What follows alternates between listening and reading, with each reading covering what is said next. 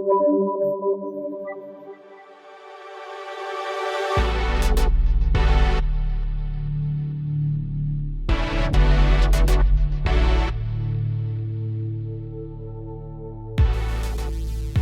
and welcome to That Other Gaming podcast, where we take a behind-the-scenes look at virtual reality, online gaming, streaming, and more.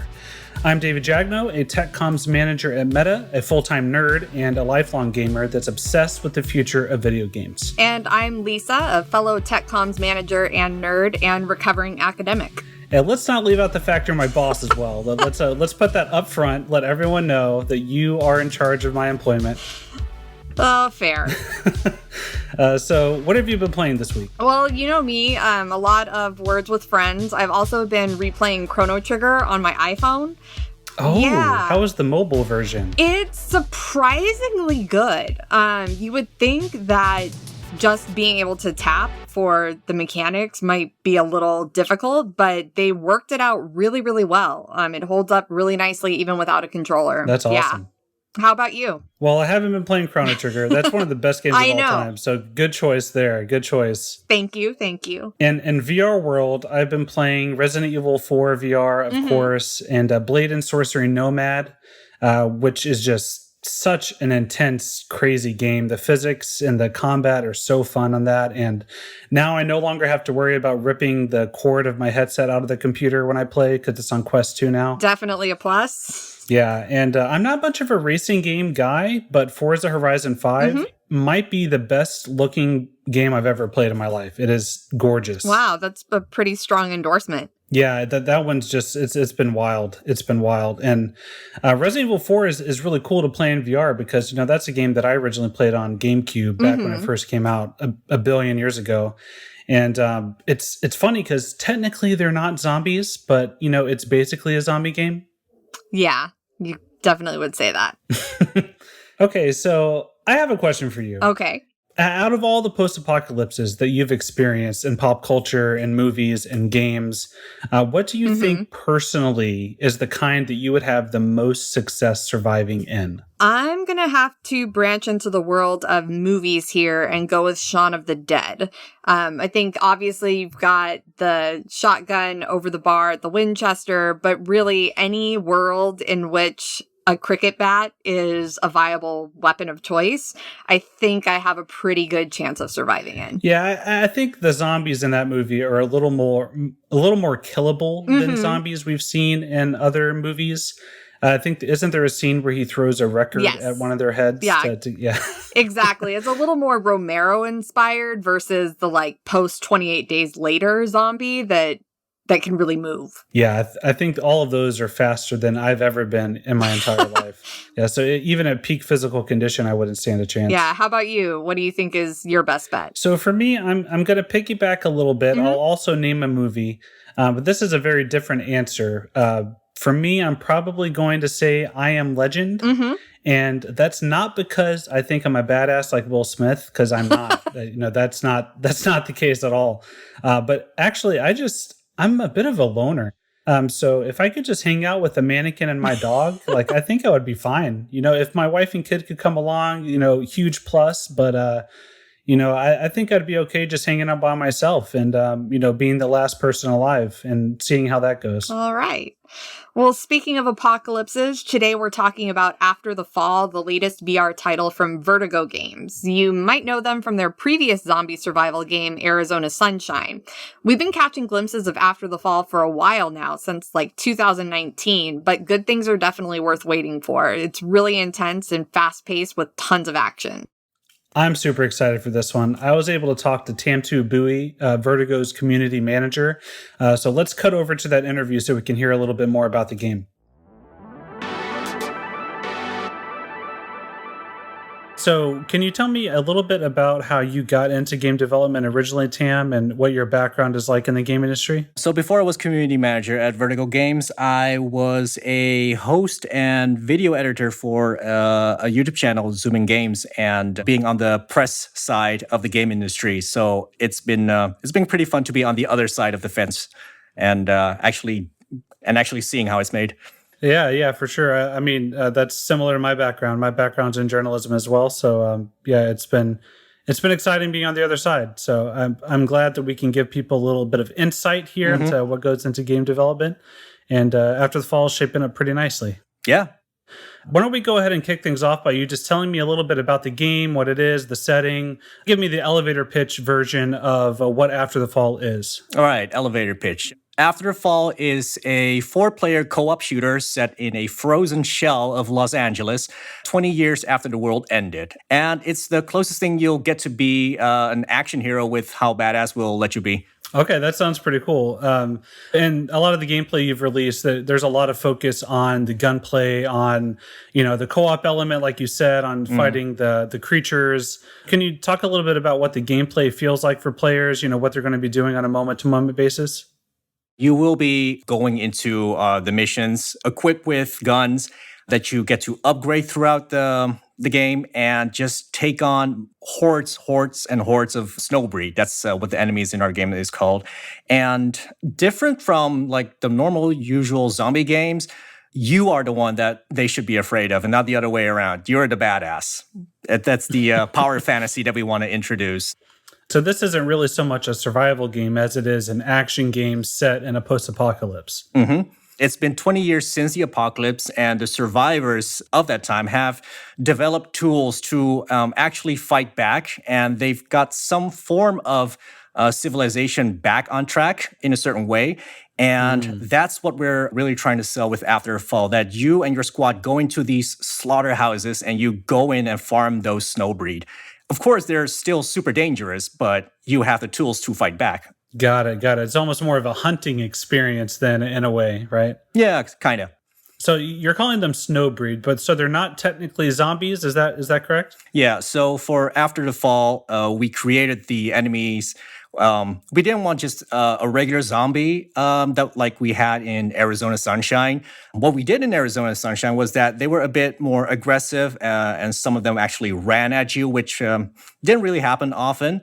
And we just wanted to really push further on that and have like different enemy types. And we couldn't really explore that further in Arizona Sunshine. So we took After Fall as the opportunity to really go crazy. We thought, how would a zombie or an undead mutate or evolve into something more fierce in our world? And that's how we ended up with the Snowbreed.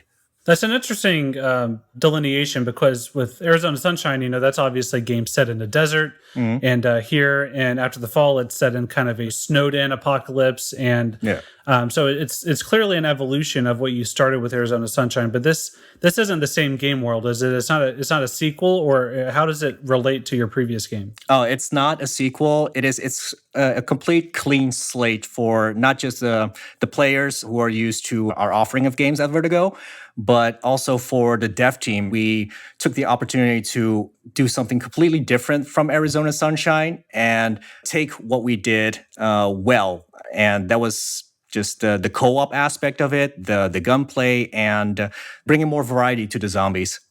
Got it. You mentioned co-op a few times. So is this a game that you can enjoy solo? Is that possible? Or should it really preferably be experienced with other people? We marketed heavily to bring your friends and be a squad of badasses together. But when you don't have the capacity to fill out a full squad of 4, then we fill out the rest of the squad with AI companions who will just go along with you and just shoot at whatever you're shooting at. Oh, that's great, because I know, sometimes people, with VR being the way it is, it's still fresh, still new. People are still kind of getting into it. It's a big commitment, not only in terms of time, but, effort and energy to, have the play space and be like, hey, I want 3 of my friends to all dedicate a room and, an hour or 2 to play with me. So, having AI companions is a great middle ground that you found, because I know it seems like a lot of VR games, don't have AI companions for a lot of their co-op elements. And so that's a great feature that I think you've included.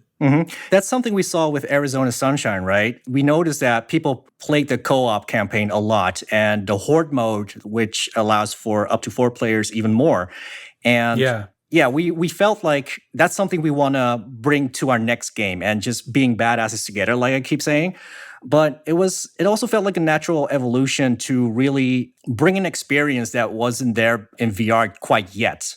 It was also a technical challenge for us to how can we make sure that there will be always people to matchmake with, so they can have fun in Afterfall together. So that's why we went for the cross-platform approach. Awesome. So I know with Arizona Sunshine, that was a relatively linear game. It was level-based, go from the beginning of the level to the end of the level. What's the progression and structure of After the Fall like? So Afterfall has a campaign that onboards you to the experience. You are a harvest runner. You go into these slaughterhouses where you go in and you farm the snowbreed. But in the campaign, you're onboarded onto that experience where you learn more about the world and how these harvest runners actually do their thing in this world. And throughout the campaign, you become part of that group. And once you finish that campaign, it's like, okay, you're a full-fledged harvest runner now. Let's keep doing our thing and just keep progressing to become better and get better weapons so you can farm more effectively to bring your resources back to the hub where you can improve your gear. That's the loop that we have in After the Fall. Got it. Okay. It sounds like you've kind of structured the game in a way that would be conducive to post-launch support, content after release and all that kind of stuff. Do you have planned releases or DLC or just post-launch support in the works already? The launch of After the Fall is only the beginning of the journey of a player as a harvest runner. So the team just had so many ideas that they wanted to implement. The main focus was to make sure the infrastructure of the game supported crossplay so that everyone could connect to each other and play with each other properly. And once we had that sandbox ready, that's when we started to think, okay, now we can focus on developing more content for it, right? So what we have at launch is already pretty meaty, but post-launch, it's going to grow further and further. Got it. That's really reassuring because, with games like this that have co-op support, that have that in-game loop like that, it's something that can get repetitive if, it isn't expanded upon. But it sounds like you guys have really taken that into consideration and are wanting to make sure that there are reasons to keep coming back to the game. Yeah, we have a really talented team working on After Fall. Like the artists, they have so many ideas, and it would be a waste to just have them make all these concepts, right, and just never use them. So, it's a world that we all fell in love with to developing as well. The designers, they have all these crazy ideas on how to make really interesting level progressions, how you go through a level, and making sure that each map is different from the other. So the concept is the same. You go in to farm snowbreed, but every map has its own little flavor. Got it. The challenge was also to not make everything look like a frozen apocalypse, right? So there are some interesting ideas that they put in there. So it's really cool.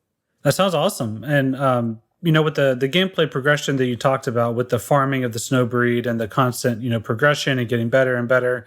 And a lot of the gameplays and trailers that we've seen, it definitely looks like, things like looting and crafting are going to be a big part of the gameplay and After the Fall.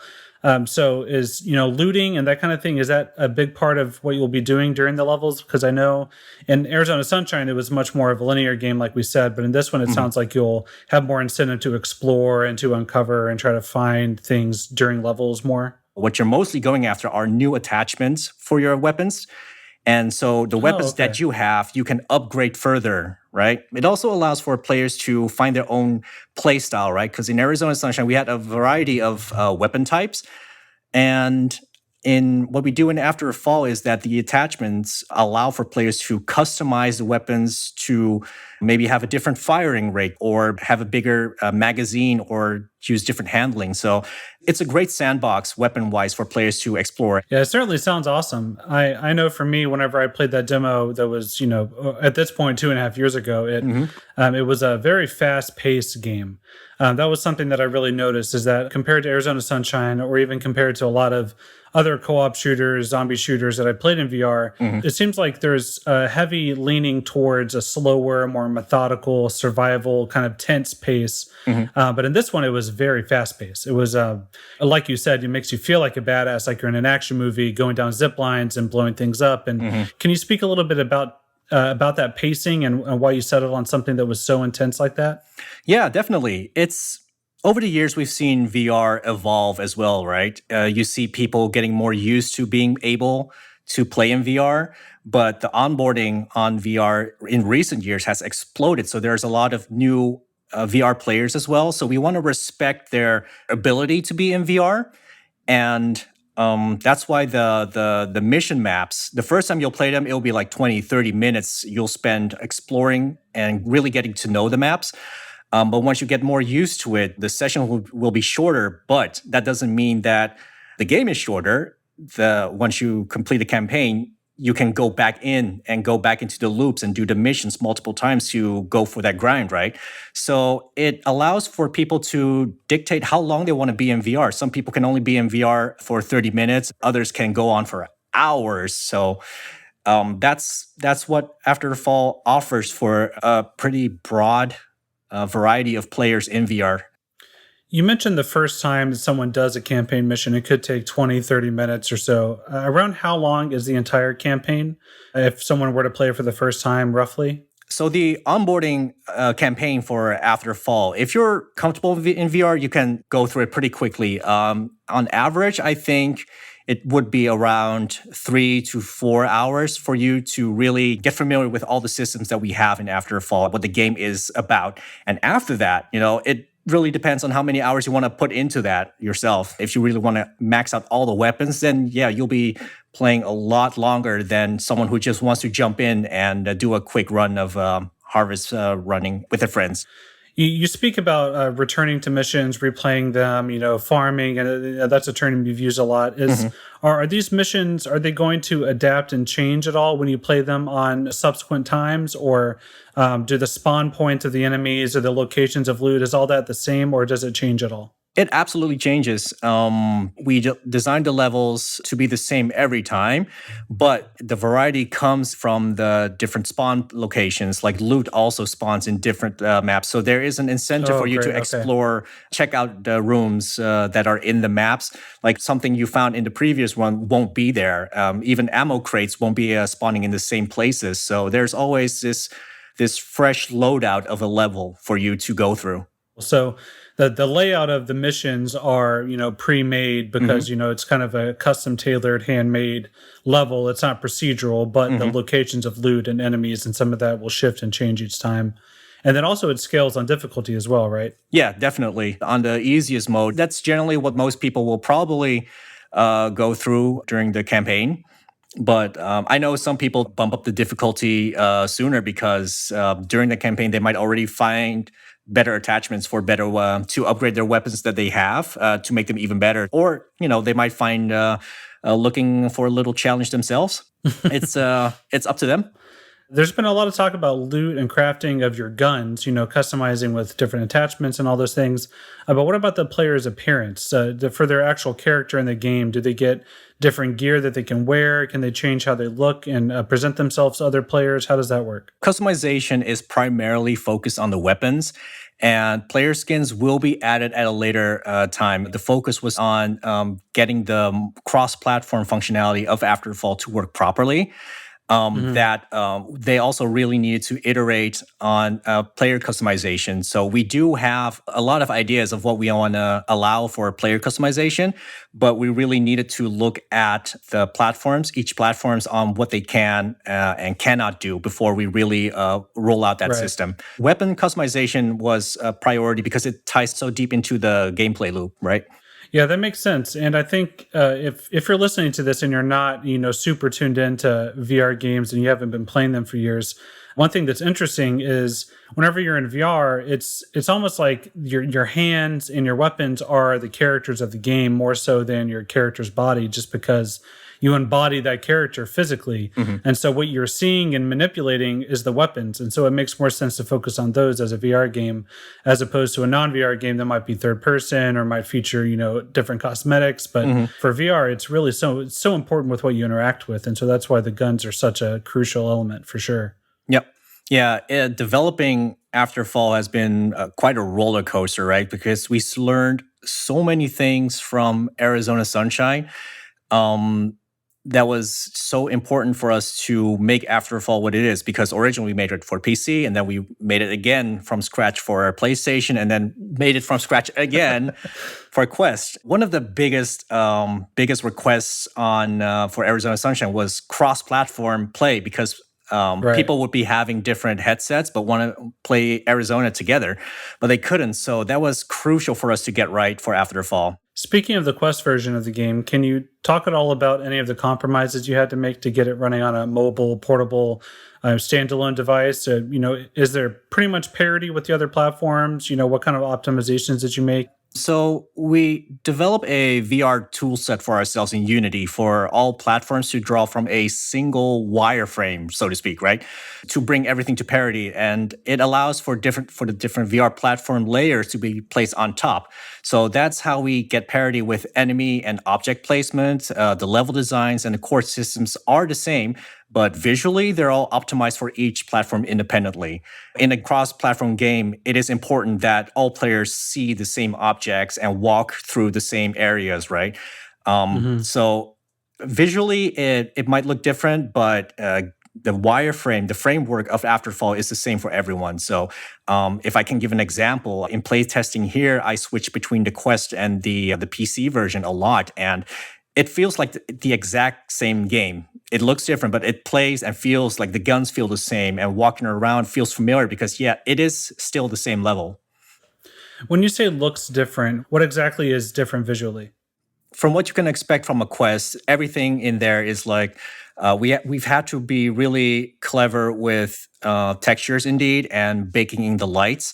On PC, you have more freedom to do that more dynamically. And that's it doesn't change anything about the gameplay itself, but visually, it is what you would expect from a PC versus a mobile system.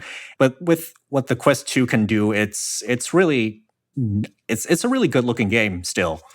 Yeah, I think for me, someone that came from playing primarily PC VR titles to now spending the vast majority of my VR time on Quest, I've really been impressed with how good everything still looks. And I think optimizing for the platform is so important. Like you said, building it in a way that's scalable is super important for a cross-platform game like this. And I guess if you had any tips for developers listening, if they wanted to make a cross-platform game and hit as many devices as possible, what would be your one hot tip for a developer aiming to do that? Gameplay is key always. Okay. People need to experience the game in the exact same way on each platform, and allowing yourself to have the freedom to specifically optimize for each platform without compromising on gameplay. I think that's the way to go. Makes sense. One of the other questions I wanted to ask you is for new players, people that obviously have never played After the Fall. It's a new game, just came out. What is one of your main tips you would give a new player entering the post-apocalypse for the first time here? Stay together and keep your head on a swivel. Like, if you play in a group, then you can warn each other, right? But if you play solo, you have the AI companions that will give you direction and give you a heads up on where enemies come from. But in the end, in the apocalypse, you have to rely on yourself. Makes sense. Strength in numbers, but at the end of the day, you can only trust yourself. Yeah, pretty much. Exactly. I do want to ask you one other question. One of our topics and themes on this debut episode of the podcast is about post-apocalypses in general. Okay. From your personal point of view in pop culture, whether it be zombies or something else, what do you think is the type of post-apocalypse you would have the best success surviving in if you had to pick one? Oh, well, clearly the ones where zombies don't run or climb. Because I know in those apocalypses the ammo won't be as generous as they are in our games. But my girlfriend and I have been recently binging Buffy and Angel, and I discovered something really funny because like Angel takes place in Los Angeles as well, and when the show ended, it continued in the comic books, and the comic books are subtitled After the Fall. Really interesting. Yeah, I don't know if the dev team, when they came up with the concept all those years ago, if they were all Buffy fans as well. So vampire DLC confirmed. All right. Yep, absolutely. Yes, 100%. 100%. Awesome. I can't wait. Well, thank you very much for the chat, Tam. Best of luck with the game's launch and reception and everything. And before we go, can you just let the listeners know everywhere that they can purchase the game, how much it costs, and all that good stuff? Your journey begins on December 9th on PC platforms, PlayStation VR, and Oculus Quest 2. And we're committed to at least a year of content drops and DLC for the game, as well as the Quest 1 client arriving later in 2022 at $39.99.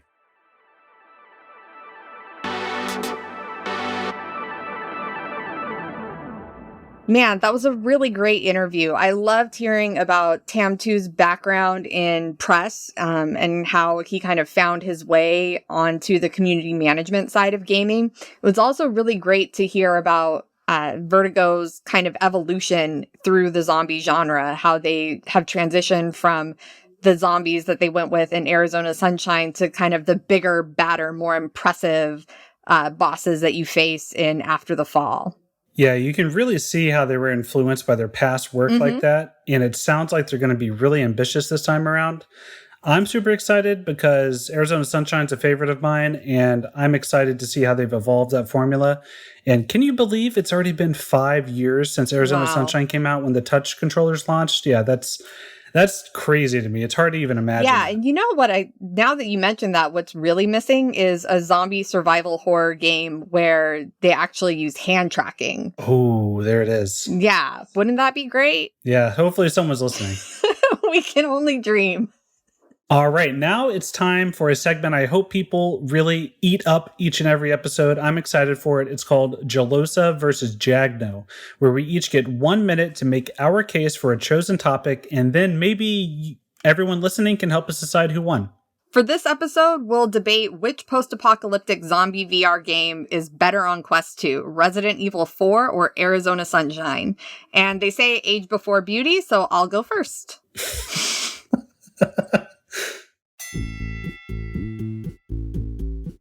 All right, so I'm going to have to go with Resident Evil 4. Obviously, it was a genre-defining title when it first released, and each iteration has just been progressively better, but for VR, they've truly knocked it out of the park. I mean, IGN gave it a 9 out of 10, and the fact that they took that over-the-shoulder third-person perspective, which was pretty groundbreaking when the original RE4 came out, and then reimagined it for VR in this truly immersive first-person perspective, that just ratchets up the horror in a way that you don't usually see. Yeah, I think it's just a pitch perfect survival horror game, and being able to experience it in VR, lots of people are saying it's like the first time that they've ever played it. So that's got to be my pick. All right, so for my pick, I'm going to say Arizona Sunshine, one of the original zombie VR survival games out there. And, no disrespect to Resident Evil 4. Leon Kennedy is a cool guy, has a great Nick Carter haircut, don't get me wrong. But at the end of the day, do I need good hair or do I need to kill zombies with my friends? And only Arizona Sunshine of these two lets you play co-op. And I think that's a real big selling point because, despite what I said earlier about being a loner, I really do like playing games with my friends whenever they're not, eaten by zombies. And Arizona Sunshine is a great option. It has a ton of interactivity. There's a really awesome horde mode where you can fight waves of zombies. The whole campaign is playable co-op, and the entire game was built and designed from the ground up specifically for VR, which I think is a really big selling point. It was one of the first VR horror games, and it's still one of the best.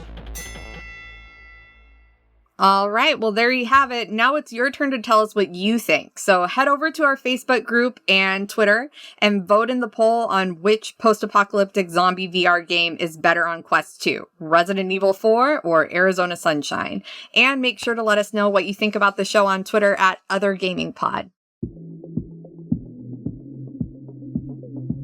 Before we go, I want to drop a quick little live streaming hot tip for all my fellow content creators out there. All right. The most important thing I would say is remain as interactive as possible during your streams. That means responding to comments as soon as you see them, referring to people by name or their username, remembering your regulars. If someone mentions something in a past stream, you don't see them for a week or two. If you can remember what they were going through that last time they were in the chat, that is going to go a long way to making them feel a part of the community. And it makes people feel more comfortable chatting and talking and getting to know you. Also, it helps to practice your improv skills, as weird as it can sound.